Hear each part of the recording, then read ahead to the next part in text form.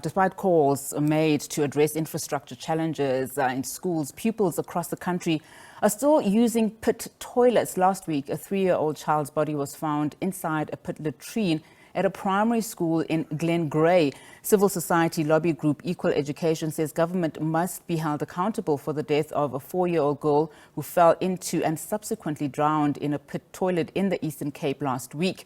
Let's now discuss this further. We are now joined via Zoom by Equal Education's Eastern Cape head, Itumeleng Mothlabane. Sir, thank you so much for your, thank you so much for your time this afternoon. Now, this is a very concerning story, and it keeps on recurring year in and year out. It's 2023. It's quite concerning that we still have pit latrine toilets in South Africa, let alone in schools where children as young as 3 and 4 have access to them. It's quite unfortunate, especially when you look at the law of norms and standards for public school infrastructure that was promulgated in 2013 that tells you clearly that pen pit latrines were banned in that very same year. And PEDs and the Department of Basic Education were given up until 2016 to eradicate pit latrines. Now, 7 years later, we still have these structures in our schools, killing learners in undignified ways. And as Equal Education, it makes us really question the political will of the departments to eradicate pit latrines in schools. How can we hold government responsible? Because in the Eastern Cape alone, we know that up to 1,000 at least, pit latrine toilets have been identified. We hear stories, like the one at Sipohashe Combined School in Gqeberha, where there's one toilet for 180 pupils. And we're told that only the girl child is allowed to use that toilet, while boy children are told to help themselves at home before coming to school. How then can, citizens take the power back and hold government into account?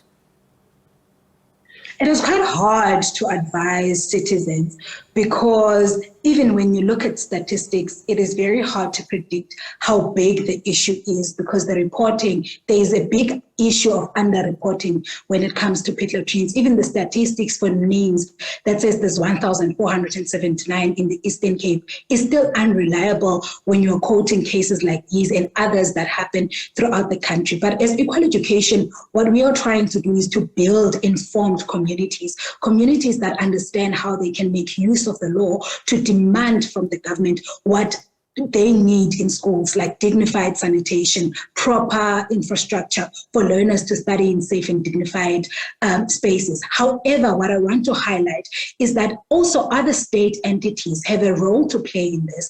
For an example, National Treasure. It is not enough for them to take away some of the budget that was unspent from the education budget in the Eastern Cape. They also need to play a role of monitoring how funds are spent, because a report that Equal Education released in 2018 told us clearly that there is an issue with implementing agents and contractors, which are the people that get the money to go and build school. There is an issue with irregular expenditures within our province. So there is a big issue around how money is spent, impacting infrastructure delivered. So state entities like National Treasury need to do more work in terms of monitoring, and then also encourage school communities through forming steering committees and having engagement with SGBs about the issues that they have in their schools to empower them with information. We are celebrating Human Rights, Month this month. And when you hear stories like this, you obviously can see that, not everyone is equal in this country, and some rights are really undermined, in this country. So what role then does the Human Rights Commission, as an example, play in this? I hear you talking about, bringing back the power back to communities so that they can hold government to account. But, in terms of just practical steps of actually starting to charge those governments that are lagging behind, and as you said, underspending where they could be eradicating this problem. So the Human Resources Commission did release a report in the last 2 years telling us about the issue of plain pit latrines within the Eastern Cape, and therefore was taking the Department of Education to court. But as Equal Education, we have not followed that case truly. However, what we want to say is that it's important that other state entities like the Human Resources pay a closer eye in terms of how the department actually does school infrastructure delivery. And also when you look at other state entities like the legislature, where annually the Eastern Cape Department of Education has to present their plans, they need to be able to look at the targets. Because one of the things that we've realized is that there is quite low targets that these education departments put out, and they still don't meet those targets. And so the Human Resources, Human Rights Commission needs to actually look into what are the targets and what are things that are inhibiting these departments from meeting those targets, because it really compromises the right to education of learners, because pit latrines are not just a threat for learners to die, but also older learners stand a chance of having health issues, but also starting in undignified structures. And if you, in that case where a learner only uses one toilet for 180 learners, there is a risk of learners not coming to school and subsequently dropping out of school. So it entirely has an impact on the performance of learners.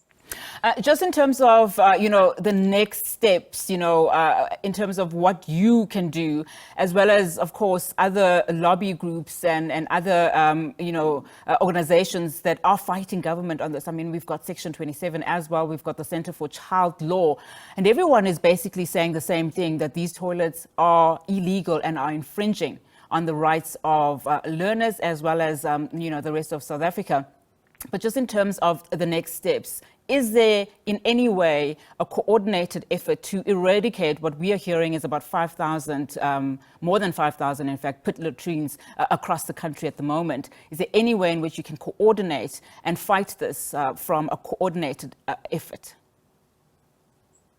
I mean, as Equal Education in the Eastern Cape, we have continued with our campaign on infrastructure, which is #FixOurSchools. And using that campaign, we do lobby other civil society movements to come through. But what we are now doing is to look at the financial blockage, because as I had said, that our report in 2018 showed us clearly that the delay in infrastructure delivery in the Eastern Cape is a matter of capacity, but also a matter of how the expenditure goes. I mean, we've seen the Eastern Cape forfeiting the 100 million that was meant for school infrastructure. So that is what we are looking at as an enabler of infrastructure delivery in our schools. And we're not doing this alone. We're in the process of lobbying other stakeholders for them to come, and we see how we can speak about the irregular expenditure, the budget cuts, but subsequently how implementing agents and contractors get money to build schools and not build schools in the end. So we are using that as our enabler going forward in looking at infrastructure delivery within the province.